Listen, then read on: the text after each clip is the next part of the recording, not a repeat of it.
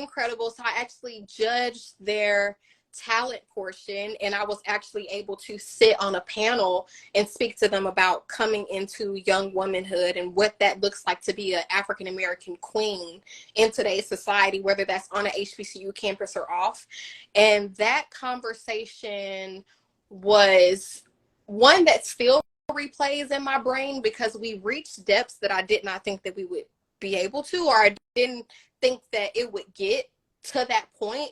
But there was genuine healing going on in that room. Like, there were people who were prayers to answers to other people's prayers, if that makes sense. Like, you can tell who in that room needed a sister, needed a friend, needed a companion, needed someone to rub them on their back and tell them it's okay.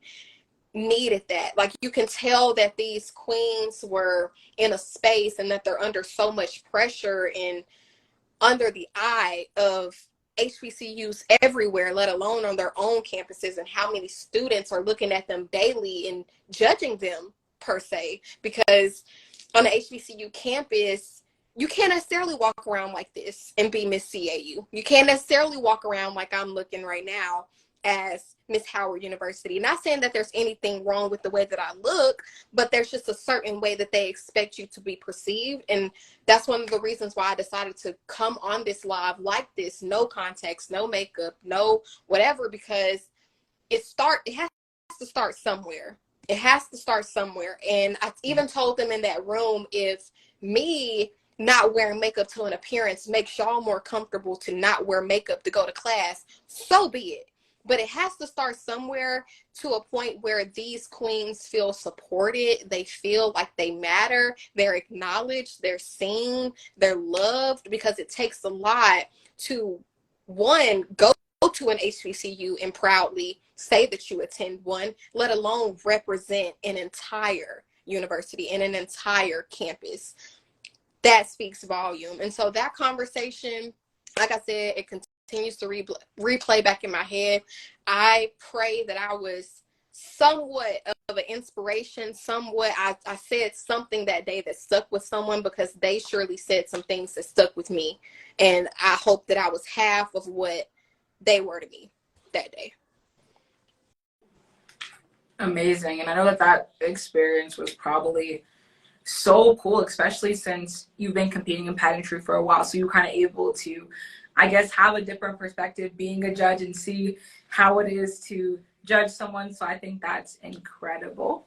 So we're going to talk, I guess, more a little bit about Black History Month. I'm going to ask you a few more questions. But honestly, so far, it's been phenomenal speaking to you. Like, I keep saying this because it's pretty much true. You are such a fantastic role model.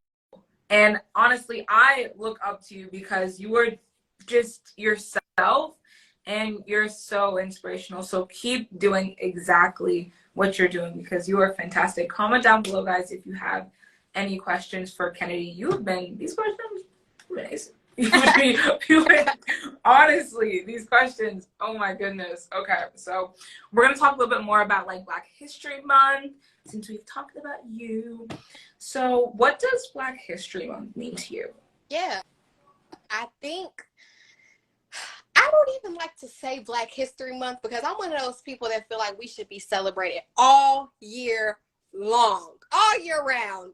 But I think that this month in particular is giving us the ability to brag on ourselves, because I think that sometimes we get in a space where we don't give ourselves enough credit. From where we used to be to where we are now is milestones. Like, I mean, we are leaps and bounds ahead of where our ancestors were. And I think that it reminds us of the fight that we have to continue to fight. I think it reminds us that the fight is not over. I think that it reminds us, although we have come far, we still do have a long way to go. And I also think that it gives us the opportunity to be celebrated. And I don't think that that happens every day. I don't think that that happens 365 days out the year. And this month is dedicated to showcasing and shedding light on who we are as a community and the things that we have done and how we can all come together. It unites us. I think that we're all able to come to some form of a common ground, whether politically, socioeconomically, we're all on a common ground of just being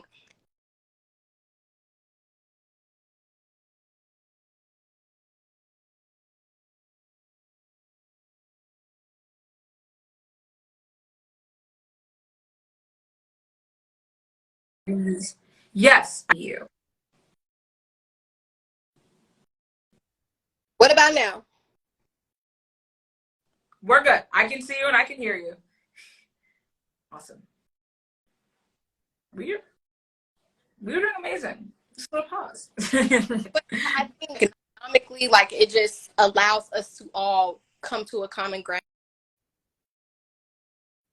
and celebrate our culture, celebrate our heritage, celebrate who we are. And I'm proud to be a part of it. I'm happy to be a part of it. And it's something that I'm happy to be here. Like, I'm happy to be a part of something that's such a strong community and such an impactful community at that, and a trailblazing community. I'm just happy to be a part of it. Just happy to be here. Of course. And I definitely agree. I know for me growing up, I didn't see a lot of queens that looked like me.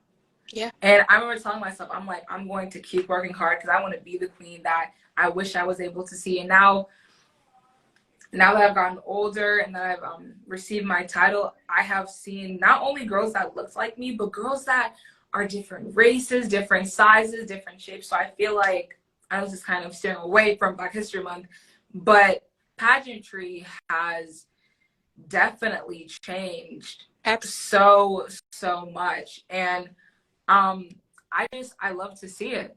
I love to see queens. I do too. And I'm sorry, I didn't mean to interrupt you. No, it's fine. You got this.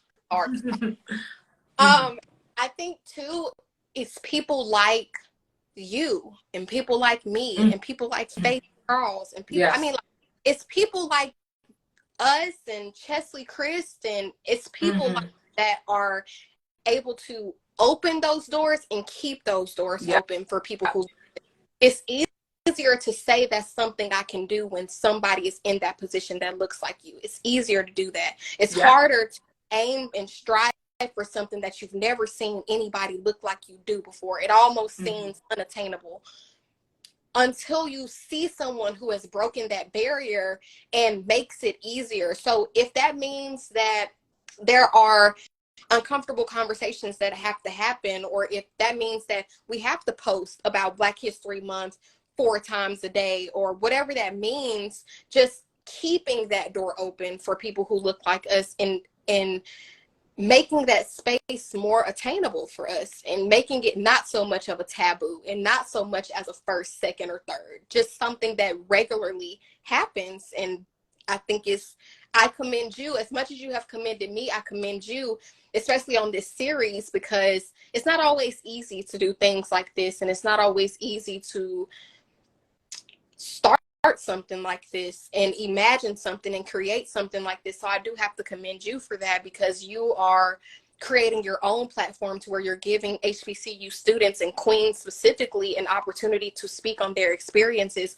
And just that alone, you don't know how many people that you have reached, how many people you've impacted, how many people are listening that you don't even know are listening. And so for that, I applaud you, because it's not something that you see all the time, and it's something that should be celebrated. And I have to say, I appreciate you for even thinking of me to come on here and, let me run my mouth. Thank you so much, Kennedy. It really means a lot to me, especially since I've looked up to you for a while. And it's crazy that I'm interviewing you. I'm gonna be completely honest. I would have never thought in a million years that I would be interviewing you, or just even interviewing so many queens that go to HBCU. So I just love how we both are, and Faith and so many more girls, how we are breaking those barriers and we are being trailblazers. It's amazing. And speaking of pageantry, what is something that you hope to see change, or maybe something that you hope to continue in pageantry specifically for African American queens? Mm.